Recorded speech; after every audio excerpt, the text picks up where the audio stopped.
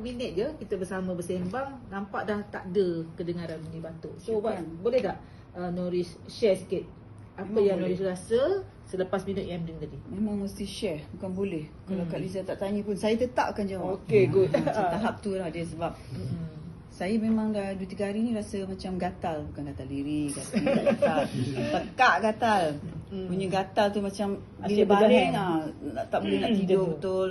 Tidur betul. Lepas tu berdehem. Orang ingat kan kita ahem kat orang kan. Rupanya bukan, tekak kita gatal.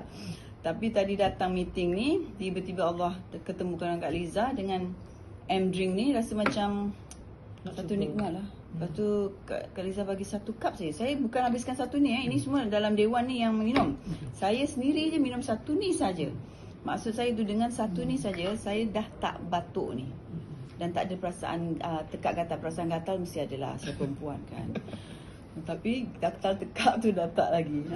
So saya nak kata, kalau ada minuman wellness di dunia ni, saya rasa yang saya akan recommend dan bercita-cita lah untuk bekerjasama adalah drink. Jadi anda tengok apa lagi? Call lah, belilah. Tunggu apa lagi? Satu ni dah boleh buat macam-macam kebaikan dalam diri kita. So belilah 1 kotak untuk 1 keluarga. Okey.